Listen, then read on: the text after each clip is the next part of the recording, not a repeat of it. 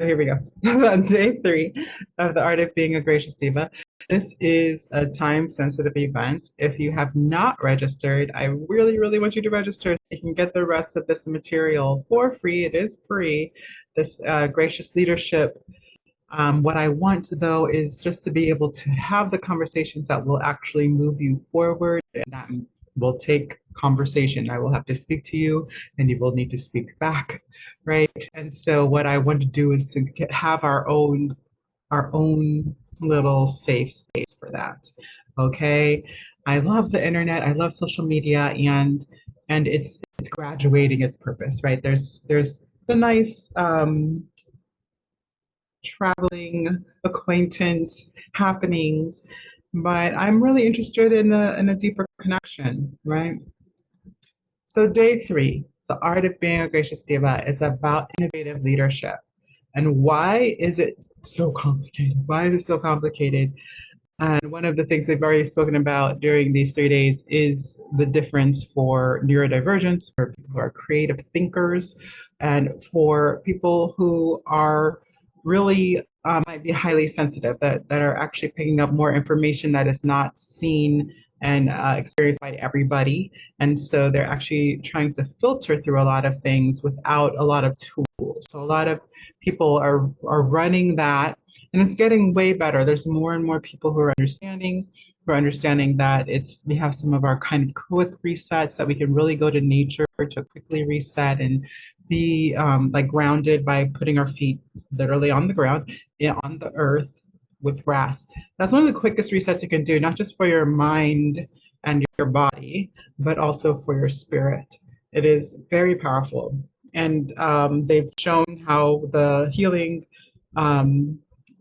cells of the blood are activated by doing that in cancer patients, and people who have a lot of nervous system pain. So I'm losing the words here on what that's labeled as in the medical system. But essentially, when we're having complex symptoms of any kind, then they usually have been developing for a while, or they're coming from several different places. And the fastest kind of reset you can do is an alignment. And one of our natural, just biological features is that if we put our feet on grass and just stand there or sit there for about 20 minutes with our feet on the grass, then we will be able to align back to our kind of reset to our original settings a little bit more quickly. It's something that I used to do all the time when I had cancer. We used to go to the park regularly, like daily. It really was tiring at that time, but it was also, I just felt more whole. I felt more whole every time we did that. I just felt more whole, even if I was more tired afterwards sometimes. I felt more whole. And I still to this day, right? Like there are certain things I did when I was sick that I know are why I'm still here. And one of them is my Oman's method.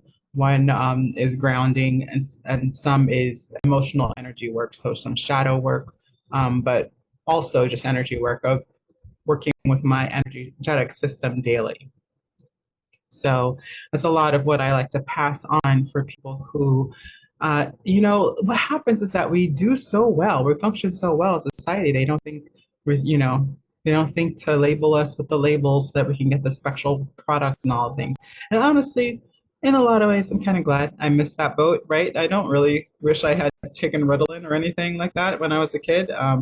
Not interested in that life, but and and it would also have helped me to see what things I needed to develop, what skills I needed to develop in order to really to function at the highest level that I want to function at, right? So that's part of it. And that is part of it. And what we're doing here is we're learning how to build a legacy of service and excellence. How do we do that in this changing world? How? How? I know it feels more and more impossible, but that's the lie. That's the lie that keeps us stuck. Okay. When the things are more disrupted than ever is when it's easily to enter with your level of disruption, right? It's the best time ever to be a leader because what you need is functionally happening as a society. And if we can value ourselves at the level of which the world needs us to respond, if we can support ourselves to the level of which that energy that will take to respond, then we will be living much more abundant and prosperous lives. And that's the key. We're talking about ways to amplify the beauty of your unique genius. This one does not happen without the other, right? We don't have an abundance of energy if we're operating outside of our genius. It's just what's true. Again, there's this wonderful example that I posted on YouTube that was really fun. Hello, hello. We have people in the room, so thank you for joining. And and what I love about that is that it labels the truth. The truth is authenticity is the most powerful thing that you can feel and develop, right? And what does that take? It takes knowing yourself well enough to know when you're being authentic, right? And to develop skills, support, and tools so that you can stay in your alignment of authenticity. I'm listening to Carolyn Mace, I think. I'm trying to understand how to pronounce her last name, but I just found her, and it's really amazing because she's one of like the first energy healers, and she has like medical energy healing as a background.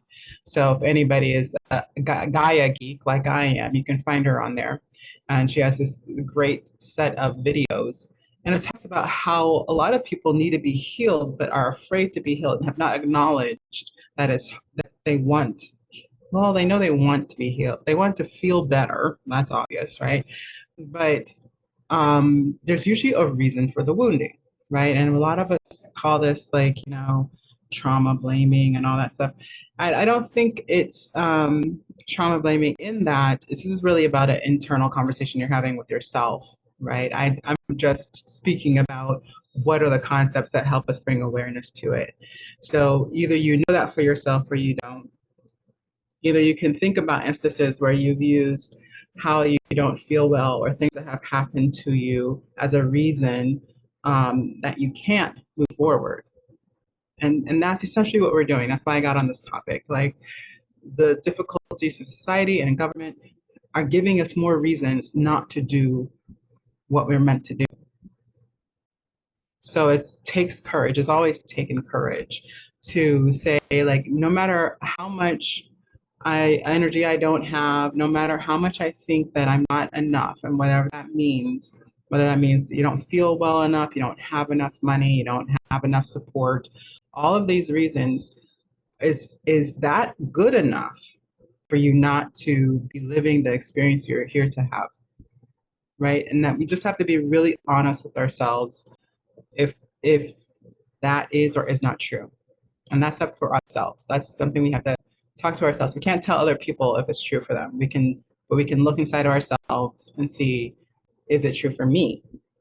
Right? So we want to figure that out so we can start showing up for our business and vision. We want to maximize our strengths, our native natural strengths. I'm not asking you to go and be somebody different. I'm not even asking you to be wholly well today to do it. I'm just asking for you to acknowledge the strengths that you already have, the strengths that are keeping you held up while you are suffering. Those are natural strengths. They are already operating. And then when you choose to have them support yourself fully energetically, then you'll have the energy to share that strength with others. And that's the beauty. Like when we get really efficient at supporting ourselves, we become machines for the empowerment of others. And most of us, that is the plan. That is the plan, right? So it's about taking that ability and of sharing and empowering others to develop our leadership voice. They are commingled in my work, right? So it's the actual purpose and the drive and the strength of your innate ability that is how we help others be more strong within themselves, right? And so it gives us that next level impacts just because it's an ease of efficiency. We have plenty of energy to spend on the things we're literally made up of, right? Like if it's not, it's usually to the point where, like when I had liver cancer and I started my business, it was a point of saying, well, I only have about a good hour a day of energy. But if I'm going to be here, then I'm going to do what I'm meant to do. And that's when I started Impact Online Voice Studio. I started before that, but it's when I started talking about it more on more public platforms, right? It's when I started working with my first clients who were solely under the process that I created and not using kind of the stuff. Well, yeah, obviously we learned from our teachers as well, but I wasn't using basic bel canto technique to teach voice anymore. I was using my understanding of the voice as a function of health, right? And energy, even though I didn't know that's what I was doing at the time. I learned the energy definitions and dynamics later. So, or as I was healing from liver cancer. So yeah, so that's essentially what I want you to understand about what we're doing today. We're tapping into our innovation. And in order to tap into that as a source of power, we have to start talking about why we're powerful in our difference, right? And that's the thing that we tend to not recognize the value of. And to me, this is what I call the value of your voice, right? Because your voice is not just the physical voice that comes out of your throat, it is also how you are responding uniquely to what you are experiencing in the world. Okay, it's how you see things that reflect truth to you. And that's how I think of beauty. So I mentioned beauty all previous 2 days because of that ability to pull the understanding of, because your truth is part of who you are. You don't recognize truth unless you recognize what it means to you, right? And this is why people can hear a truth and like deny it, because oftentimes it's holding a definition of themselves that they do not believe. This is how we actually trigger people. We talked a little bit about that yesterday. Like we trigger people because there's an element of truth they're not ready to hear yet. And it's close enough that it's bothering them. So there's something that's dissonant. So it's enough on point that they're feeling that rub or that shake or that, and then they blame you, right? That's why people are like, oh, you should be more sensitive and all that kind of thing. And I totally understand that camp. I come from that camp. Like I grew up in that camp, right? Of like really understanding other people's feelings and like caring about other people's feelings. And when you're a teacher, like the whole point is to name a truth that they haven't experienced yet. And some people are ready and some people aren't. And that's just the reality of being in leadership. So we have to start recognizing that that's part of it, right? And then how do we stay strong enough that their shake doesn't cause our shake? That's really the question. And that's the work of the energetic work and practice that we do with Oman's method. Okay. So when somebody else is acting up or they're in their low vibration, that we're not changing our intention and the truth of who we are and the way we appreciate ourselves being. So that's integrity. Now they're being true to ourselves. That's authenticity, right? So that strength in the body is confidence. You can't get it from kowtowing to other people, right? You have to be able to know for yourself what is true. You can be discerning on whether it's relevant and in something that you want to say or do something about in that moment. But the more that you're willing to, if it is time to do something or say something about it, the more you'll feel strong about who you are and what you're here for. And I do feel like it's a kind of a two-way street. So we're doing a little bit two-way street here of yes, acknowledging and then showing up for it and creating the inner strength and the energetic tools and the go-to belief patterns concepts that we can choose to build our confidence into any moment, right? And that's the work of vocal alchemy. So the first question I have for you is, what do you think it takes to become a diva? I think this is an interesting question because I think for so many of us, again, we feel like there's so much that we haven't gotten right, or that we're not doing well enough, or again, resources is the thing that comes up for me. That I don't have time, I don't have money. Those are the things that are going to keep us from being who we really are. And what a lot of us translate that to, like one of my highest values is freedom, right? And truly, if I was to go in and say, what is freedom to me? It would come back to those things. Am I able to do what I want to do in a way that feels good and be valued for it? That's freedom to me. Valued to a level that I get to do the fun things of life even. So like that means recognition in the way people decide to interact with me, right? Um, and so that's a really good question you want to ask me. What do you think it takes to become that person? What do you think has to happen differently for you to be free, to be you? This is a really potent question. That's why I'm making you sit with it for a while. What do you think? And what I know, because I've seen the divas come to be. I have been in places where it's blood and it's sweat and it's tears, right? We of the Masters of Music Practice Guild would be crying in the practice room because of something we're not getting yet. Music is ethereal. Just because they wrote it on a page doesn't mean that we're getting it right, especially as a singer, right? And what thinking that we know how to do something and it's not happening, and you've done it over and over hundreds of times and it's still not happening. So sometimes you end up crying or crying underneath the piano. It happens, right? You feel like a failure. You feel like a failure when you've tried again and again and again and again, and it's something that you want somebody to pay you for and you can't get it right. That's crushing, right? So what are you thinking when you're seeing other divas? Do you think they just popped out of the womb like that?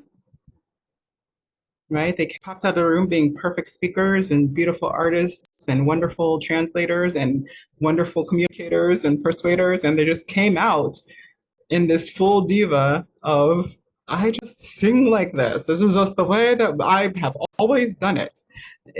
Like, what are we thinking? It's not that easy. It isn't that easy. And what I'm interested in is not for you to go and do something that's hard that you don't care about. That's not the goal of this conversation. The goal is to do the hard things for the things that you do care about. So if you know that you want to represent a vision, then doing the work, right? And that doesn't always mean sitting down to a computer every day. I'm not talking about that. I'm talking about developing the ideas that are important to you. I'm talking about sharing the ideas that are important to you, seeing how people respond, seeing how you can maybe say it a little differently to see if they respond better in another way, right? And for people who think differently, this is an important step. And what has happened, unfortunately, in our society is that we've shut down so many people who think differently. So a lot of my friends, my neurodivergent community, we have been shamed for not speaking fast enough, or not staying on topic, or not, a thousand different things of why we don't do it correctly. And what I'm always interested in is, can we find the place where we're valuing how we do things, how we think, and then again, seeing if we can come up with a translation that feels authentic. So you're not sacrificing how you got there, but um, you are considering the audience, okay?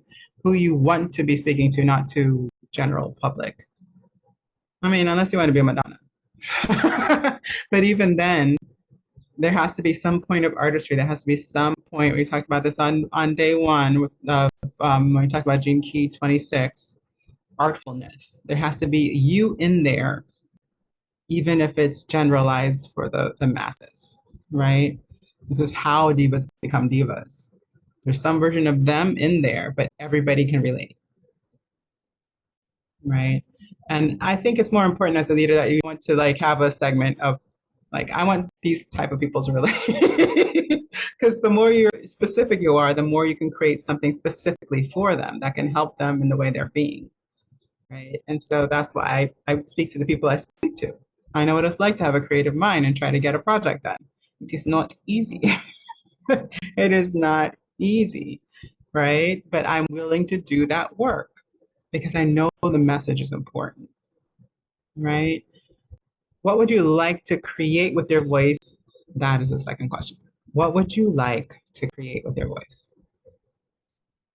And I think we can get really simple here. I don't think it has to be this big complex thing. We see other people and they've been doing talks and they've been doing online social media and they've been doing emails for decades and we're trying to be like them. It's not, you don't need to. Just do what you do. Do what you do. If you've been playing music all your life, even if it's not professionally, share your songs, right? If you've been telling stories all your life, even if you've never had anything published, share your stories. If you have ideas that you've been working on for years and it's been developing and you just know they're right because you've proven it through your experience, they're not just ideas and vision, they're wisdom. You've experienced it and come out the other side. Share the vision, right? This is important. We got to make the choice to have the result. You have to make the choice to have a result. Again, Karen, let me stop listening to her, and she thinks of the fifth chakra as the point of choice, which is true, right? It's like if you look at I mean, I see that as true in my experience and my wisdom of dealing with the throat chakra. I have it in my definitions of like essentially your manifestation energy. It's in the book of alchemy. So if you have it, you have it. um, yeah, it's in there as that is the point. Like, how do we bring an idea into this world? We decide. We talked about yesterday that the third chakra is the manifestation chakra. So you see the correlation. You have to decide. You have to make a choice to create. Okay. This is my point. I wanted to remind people, or I haven't said this yet, but what I want to do is do some live astrology readings. So I'll be doing them on YouTube. So if you're interested in that kind of thing, please do email me. Yeah, if you don't have my email, I'll provide it for you. But you can always respond. If you're getting an email, then you can just respond to the emails that I send to you. It'll come to my email box. Okay. If you're online, you can comment, but there is a message on pretty much every site there. You can just message me directly, right? So you can message my page, you can message me on there, or you can email me. My email's in most places too. So there you go. So I would love to do some live astrology readings. And what I'll be doing is I'll just choose a chart. Normally, if I'm working with somebody one-on-one and in a session, I'm pulling up all three charts. But in this, I'm going to have, so I don't spend 10 minutes just pulling up charts live. I'm just one chart. You get one chart, you get a question, or just want to see what I say. That's fine too. And so the options are gene keys, human design, and Western astrology. You just have to pick one and send me your birth information if I don't already have it. Okay. I'm also looking for people to give me permission. If I already have your chart, for me to talk about it live. And if I do, I can send you the link so that you can see what I say about it.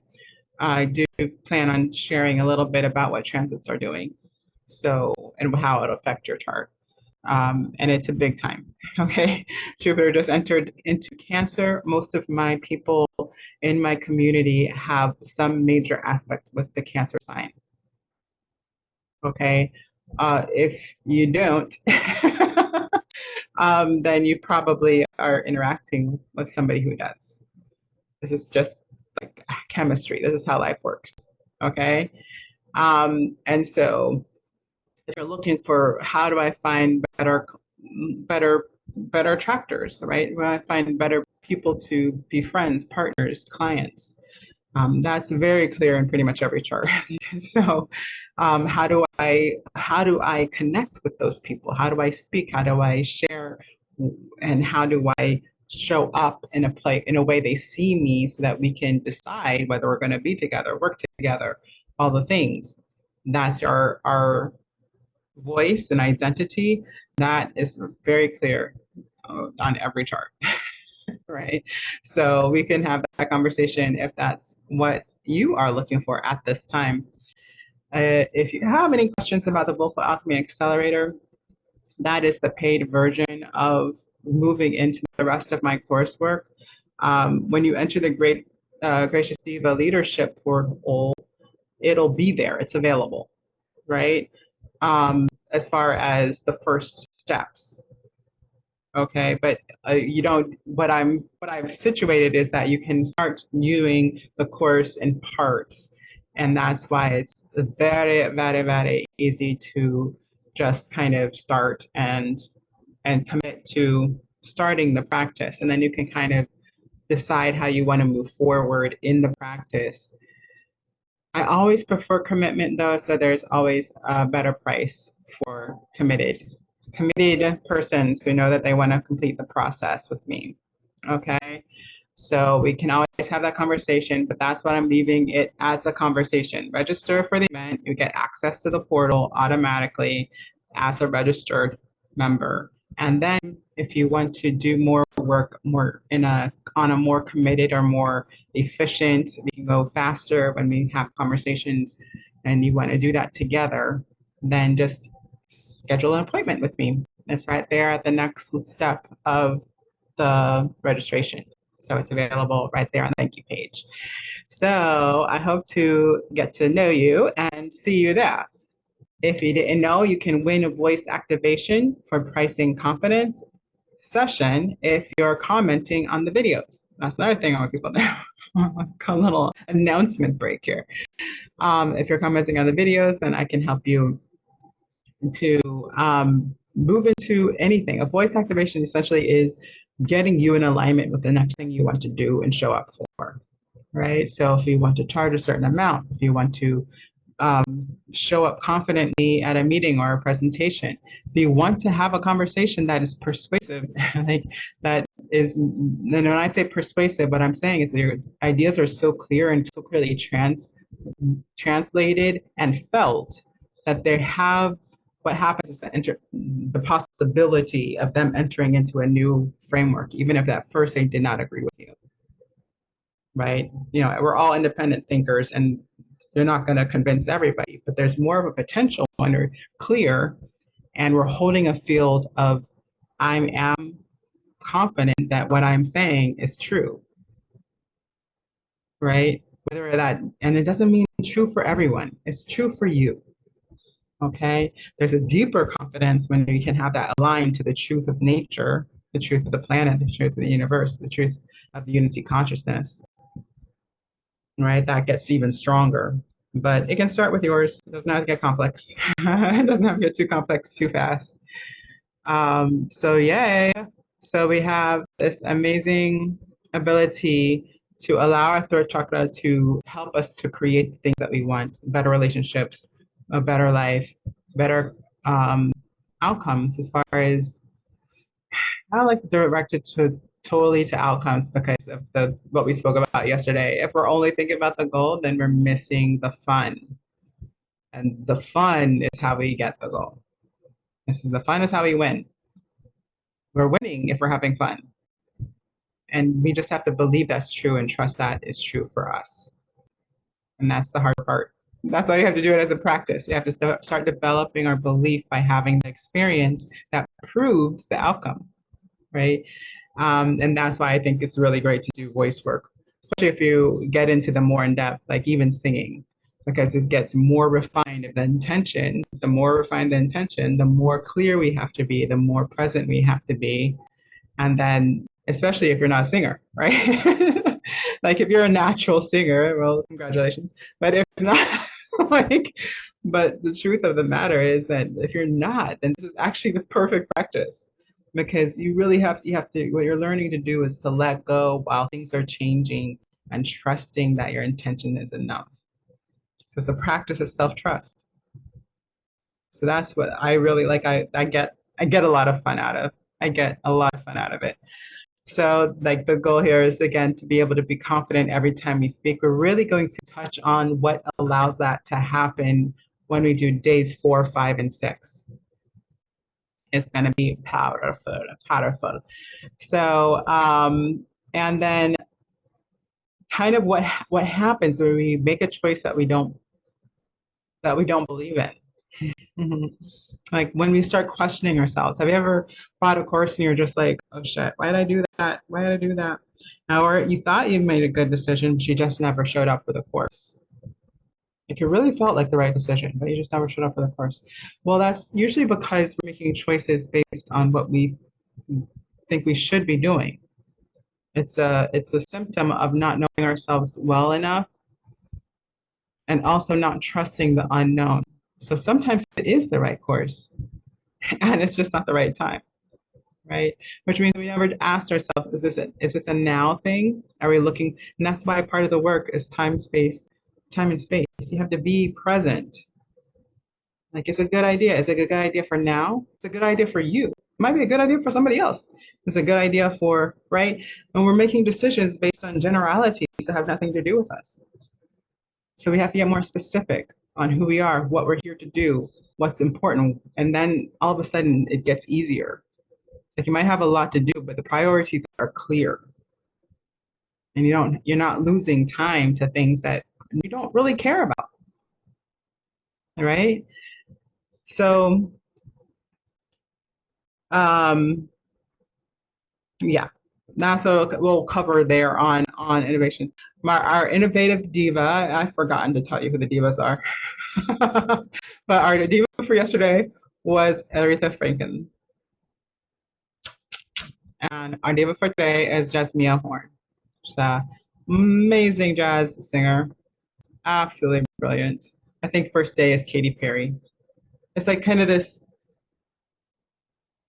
oh, and what I'm looking for in that embodiment is that she's a songwriter. She's a performer because she wants to perform her own songs. But her first nature is a songwriter. And what writer do you know? And that includes musical, like, because we tend to be divergent. We just do. Um, like, it's just going around like, look at me, right? We're usually behind the scenes in some fashion. But when you really want something, you do it. And I feel like Katy Perry is the perfect example of that. She really wants the connection with community. She really wants her songs to reach people. Like that is her first goal. And it's very obvious in all of her choices. Right? So that's the clarity that I'm hoping that people understand and receiving and getting out of this. If you have any questions, please do send them on over because that's one of the beautiful aspects of being in the same room. I can start answering any questions that you have. I'm most interested in on what are you creating? What are you creating? What have you chosen to create? So here's a couple of little ideas. Oh, no, Katy Perry is day 4. So I'm not sure what day 1 was. I'm not sure. I don't know. Whitney Houston? I don't remember. But like legacy of creation is day 4. We're going to talk about creating events and or business containers. Okay. On day 5, we're going to be talking about space. So we're going to talk about business as a space for your vision. And what does that look like? And how is it different in entrepreneurship than what we've been sold? Like what, other people are already doing. Because a business of passion and purpose is not it's not just about the money. It really isn't. So this is why a lot of people who are doing a business of passion or a side business that is born of passion or artistry, it's in combination with a job or something that they're helping others with in a way that is readily available, right? And that's great. That's great, but don't not do what's in you to do because you already have a job. If the job isn't fully fulfilling for your purpose, then that's not all you're here to do. You know, when I was working full time, and I don't want to like shame, guilt, or anything, so don't think that you have to do these things. But I told the story, I think was it yesterday or the day before, that I was working full time when I started doing Singers Circle, and I'm like bringing people together for events after work on the weekends, right? Because I'm also auditioning and I'm also doing all these other things to become an operatic singer. And I would have to go and practice. That was the whole point of doing the singer circles because I was practicing to audition, right? So I had to sing in front of people. And I knew other people had the same thing. They had to sing in front of people if they were going to do a good audition. They had to have at bats at that. They had to practice it. And so that was the whole point. So I'm spending 2-3 hours in the evenings after work practicing, right? I'm doing the events, practicing. And what I know about and what is true still to this day, because I went up to Sacramento, I'm like spending more energy than I ever have, walking 2-3 miles a day, like not ever, but like I regularly do. Walking 2-3 miles a day, which is not I know I should be, but it's not my normal day. I'm performing and I'm under this pressure to perform because this is my first operatic gig since I had liver cancer. So that was earlier this year. I'm doing all these things and I have more energy than I've had in weeks, right? And that's because I'm doing something that I love to do, right? I feel like if I had like more people in my studio, I would have that level of energy because I'm doing more of what I love to do. So now, like, what's on deck for me is like, how can I just do more of it, whether, people can afford it or not, whether people, right? I just want to be doing more of what I'm here to do. And that's a long explanation for day 5. Day 6 is bringing your gracious diva to the stage. So this is about like, what does it take to show up? I was thinking about sharing a little bit about that kind of performance rituals, which are essentially what do you do to feel really great before you have to be on. When I say on, I mean in a space where you're going to be saying or doing or sharing in a way that you're not going to have a second chance at it. Like the first time you tell somebody I love you, that's like that's a performance. And that's why people get so nervous when when somebody asks somebody to marry them. People are like start sweating and like get a little crazy. Why? Because you're not gonna be able to do that again or do it again the right way. Like you either get it right or it doesn't happen, right? And and that's what performance is. It's like being authentic under pressure. It's being ourselves under pressure. And that's time and space.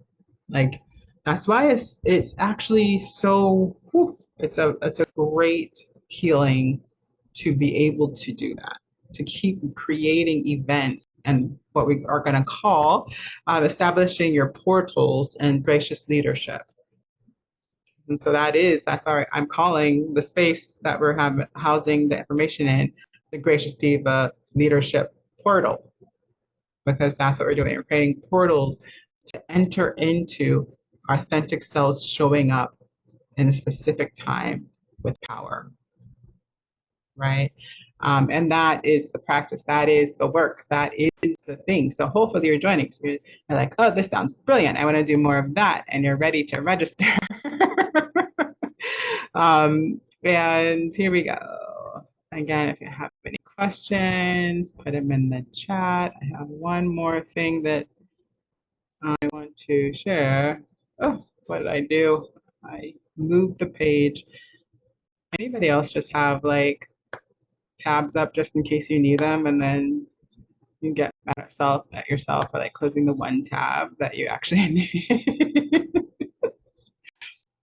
um, so yay. So we have day 3, yay, innovation.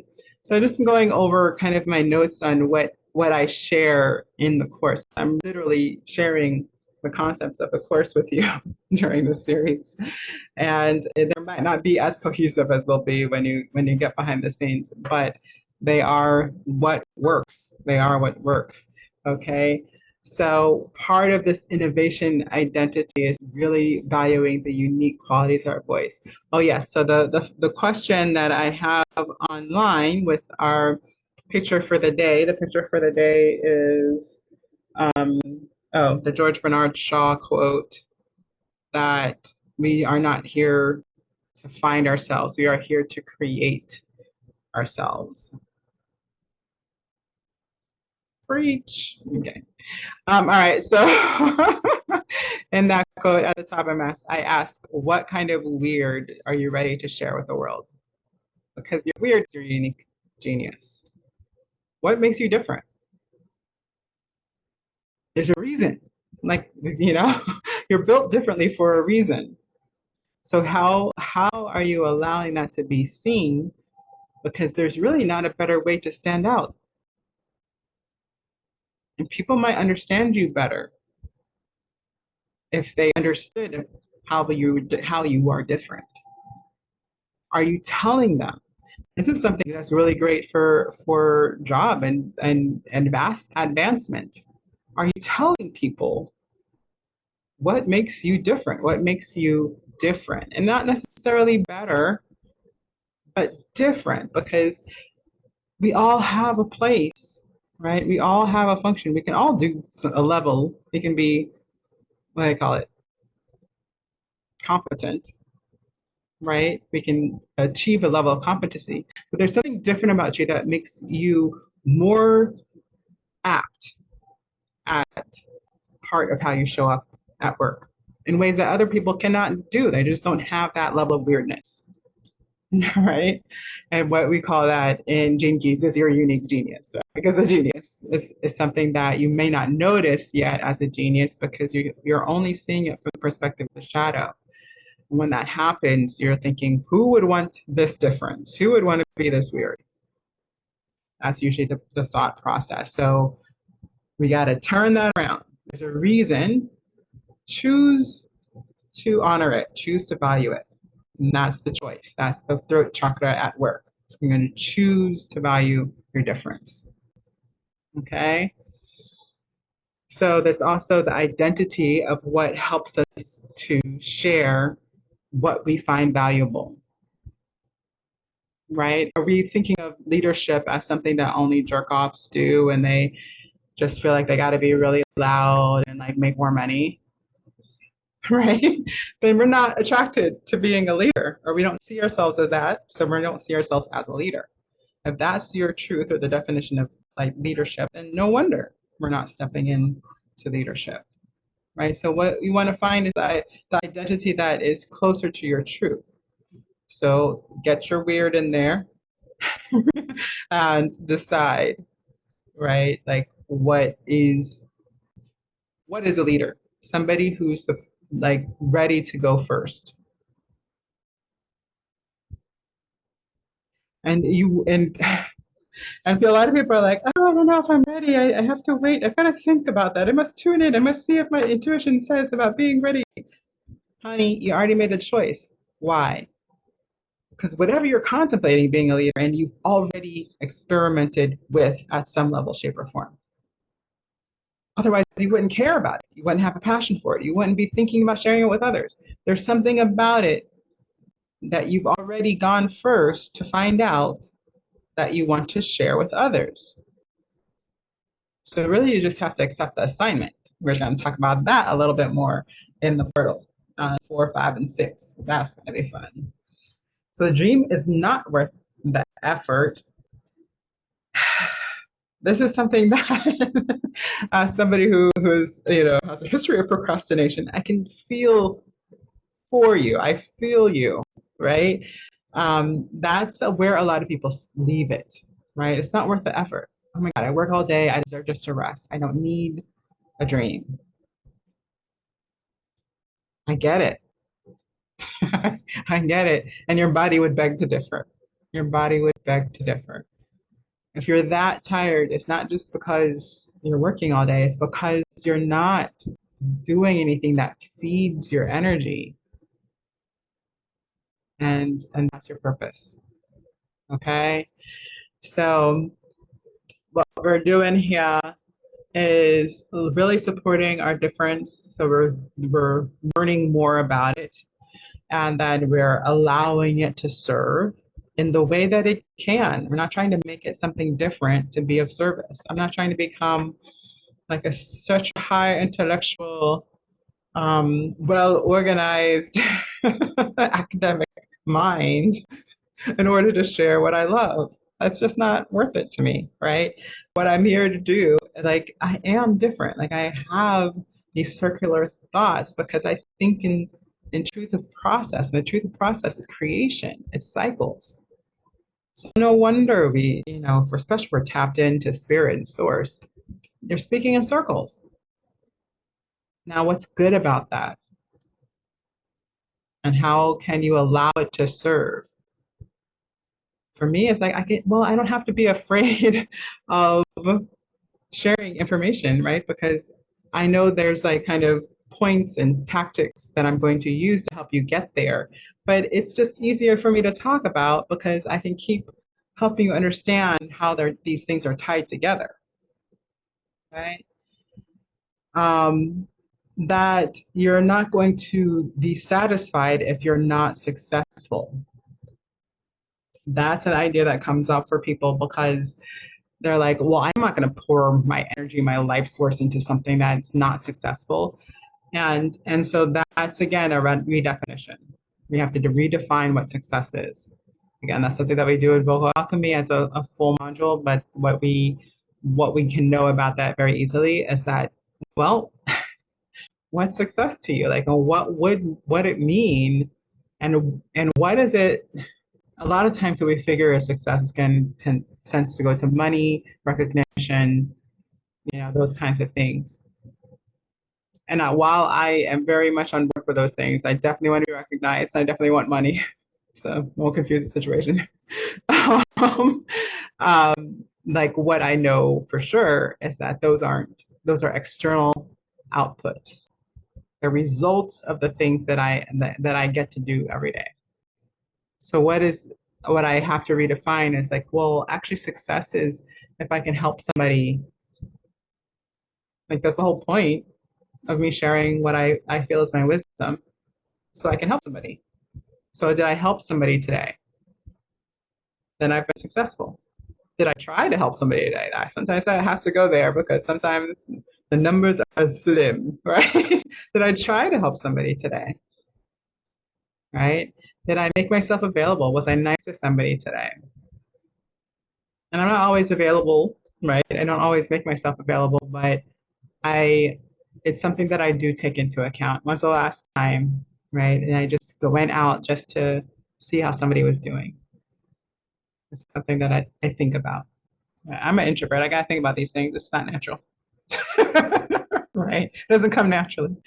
And so yeah, so when we think that this is another component of kind of what gets in the way that we didn't cover quite yesterday, which is that we think we're too different.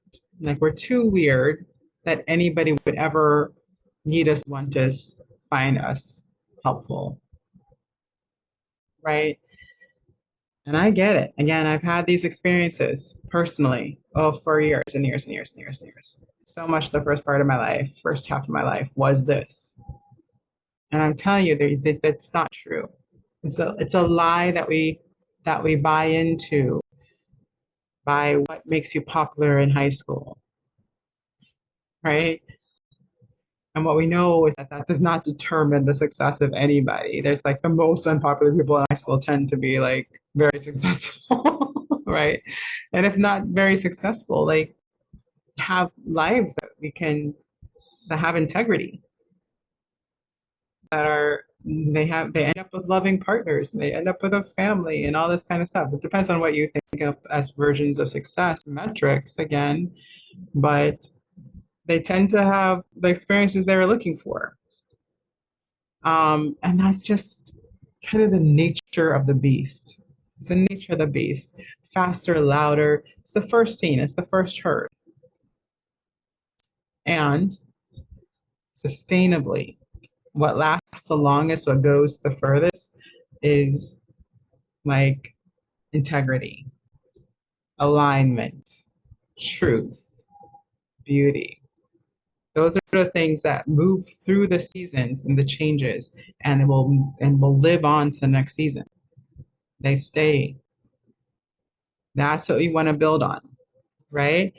So what are we going to be doing? Is we're going to be doing some frameworks on finding what's important for you to share. So we're going to be gathering ideas together. Um, I'm going to give you a framework of how to gather your ideas. Because we tend to do this thing where we kind of, I mean, even okay, I gotta tell on myself here, right? This is my book. This is my notebook. It started out as a notebook for my book, and then it became notes on life and new things I was learning, as well as my book. Because I'm writing it on the computer so that I don't have to transcript everything over. I have this thing over here. This is me trying to remember to do all the things that I'm supposed to be doing on top of the building that I'm trying to do on the back end of the coursework and all that. And so there's a lot there. This is like a system that I wouldn't recommend for everybody, right? Because what happens with most people is that they lose these things, paper. They lose the paper, they lose what they track of what they have. Even I sometimes have that problem. Like, what did I write down? I know I did something important back on, I don't know when, but like even like the basics, sorry, that's my keyboard. The basics are are those things that I will come back for. Some of my notes on what I was going to teach are in here, right? How I'm trying to help you and solve problems that you may be having are in here. And then they ended up in my strategy for note taking, which is part of my organizational system, what we call EASE, that is going to be a part of the legacy event modules that are coming.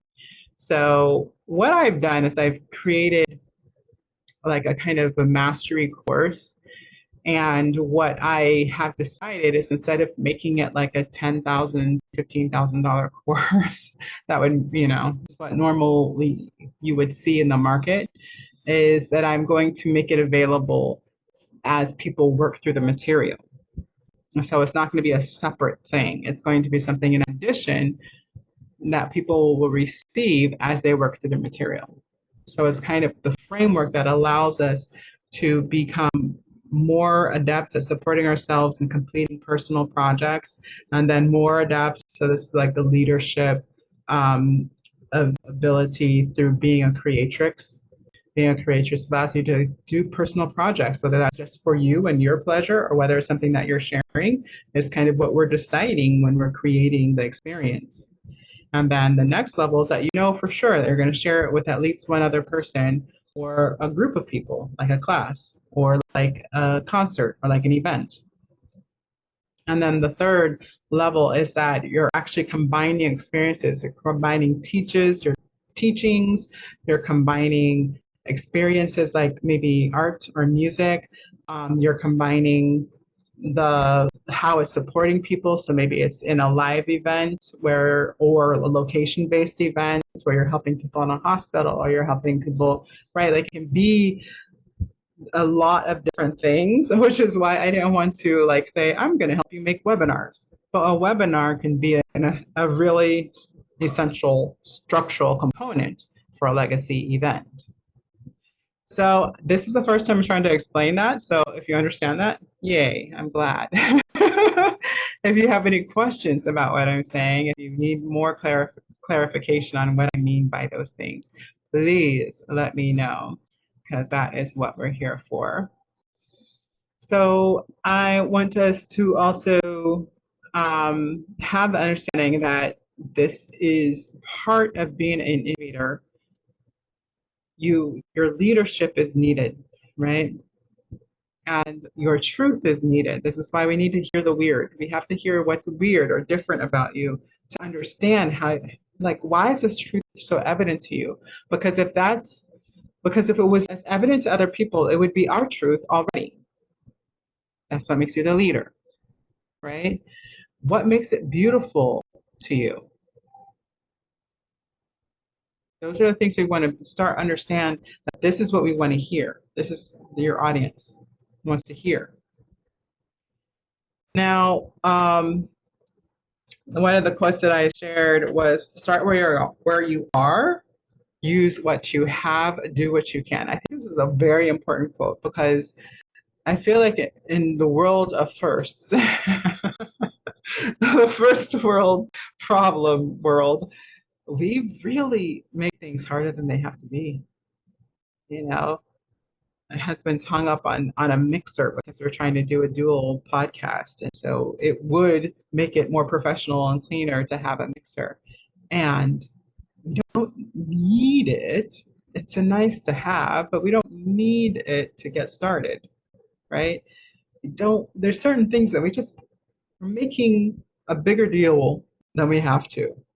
So that starting is about just like part of it is being grateful for what you have. Well, I have access to the internet. I've got a computer to tell you what's going on, right? I have free platforms to share on. I don't have to pay them to just say, "Hey, YouTube, what's up?" You know, it's a privilege, right? And so, like honoring that, valuing it, and it's like, okay, let me just show up and see what happens. If I hopefully somebody will get something out of it, and if they do, then that's why I did it. Yay, right? Um, so part of that is understanding that the other side of this is that I know my people are learners. They're lifelong learners. You cannot tell me that you haven't learned something recently that somebody needs to know, right? I just refuse to believe it. Like, prove me wrong, okay? Prove me wrong. But I would bet anything that you've recently heard something that you think other people should know. And that doesn't mean you have to co-opt other people's ideas and make them your own. You can, and what I mean by that, I don't mean co-op. I mean like make it an inner truth for yourself and share what it means to you and your truth and your beauty. That's okay. But also, if you're like, well, it's not my idea, it's their idea, then tell people whose idea it is, right? Start where you are. Do it, use what you have, do what you can. By Arthur Ashe. That is not my quote. I have lots of brilliant quotes, and that's not one of them, right?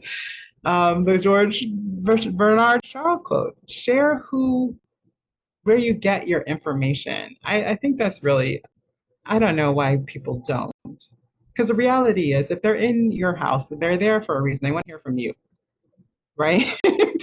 The likelihood that they're going to go and off and do it themselves is there's not a lot of people who will. There just aren't. It's not a priority for them. It was interesting to you enough to go and research and do it, but it might not be for the next person. So share that because some people just don't have it. Like you're not doing anybody any services by holding that stuff back. You're really not. And if we're in an academic world, like that, you would have to cite your sources, right? Because we need to know where you're getting these ideas, right? And it doesn't make it less valuable. It makes it more valuable. because now we know what parts are you, what parts you have cultivated and grown on, and what parts you received from others that maybe you like, if it's important for somebody's what I call lineage, so that they can go do their own research and see if it's true for them and part of what they get to, receive and share in their own way, in their own truth and beauty. It's important. And the more you give recognition to others, the more you're in the energetic cycle of receiving recognition. Okay? I think, a lot of us complain about those things, but the reality is that when we're truly having that experience of recognition, is because we are in the practice of recognizing others. Okay. Yay. So that's a little different. Oh, okay. And then the third part of that is to have again a true understanding of the value that you're sharing, and to actually invite people to share in that value with you. Okay. This is part of using your voice. This is part of it. Hey, y'all, I put time, I put thought, put love into this. Put love into this Gracious Diva event, right? Please recognize the value.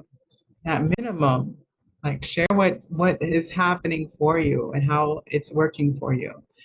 Drop a comment, even if you don't want to win the prize, right? um, Drop out and join in, join in, and sign up, commit to the work that will amplify your voice. Okay. And I look forward to doing more of this work with you. So please do register at om.monifaharris.com/gracious. That's at /gracious dash diva. Okay. Um, so yes, that is it for today. That is it for today. Oh, I did make some extra slides for you guys. Oh, part of that was the full frequency beta study. So that's essentially here. Let me pull it up, the picture. You don't need this slide. You can just see the picture, and that will be great. I just want to do this about it quickly so that those who are interested, really, I just need you to email me so that I know that you're interested, and then I will put you on the list. It'll probably be a couple weeks. I mean, it'll probably, my birthday is July 15th, so it'll be right probably after my birthday where we start our second beta study. It's in process, y'all. So it's a big project for me. But this is the flow frequency beta study. You'll still soon to be coming to your inbox.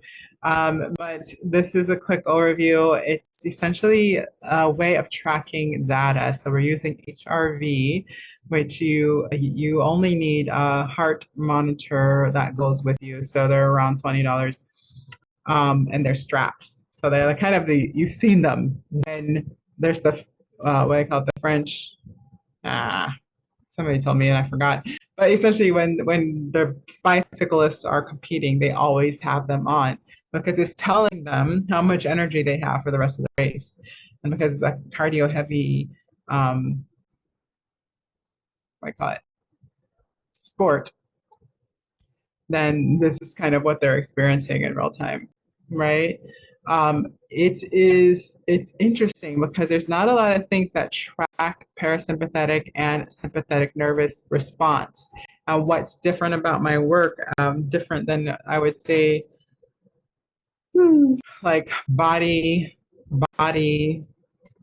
work, like a yoga or hands-on energy work or massage, or the difference between that and breath work and breath work and meditation, which I also think are very, all these are powerful ways of aligning and healing, integrating the body. What's so powerful to me about voice is that we get the double component of the ethereal, of the intentional space, of the third eye that creates the vibrational frequency aspect. It's hard to say, but it's basically a structure in and of itself, which is why I hear so much in a voice. When you understand that structure, then you can create it intentionally and create results like sounding confident, right? You can sound confident even when you're playing around, even when, right? It's important to know like where these things come from. And part of it is, how is your heart responding? How is your ability to stay attuned and breathe and to be fully present? How is that helping or not helping? So if you're interested in knowing actual physical data that can tell the difference between your sympathetic and parasympathetic response to events and to the practice, then please do email me. I'm looking for many, many peoples when I start the second round of the beta study. So please, please, please email me and we can have fun together playing with data. It's my special weird people who like data. I am looking for you. Let us play. All right. So I really wanted to share that with you guys. Oh, there is one more thing. I have one more gem to drop and then we can go. Let's see. Visionary leaders.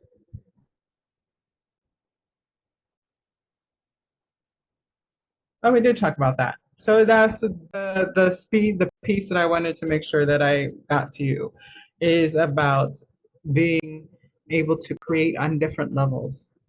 We don't have to do everything at once. Okay. Right? You don't have to have everything perfect for it to be highly useful and highly effective. Okay. So let's start somewhere. Let's start somewhere and join the Gracious Diva portal so that we can get started. And I will see you guys on day 4.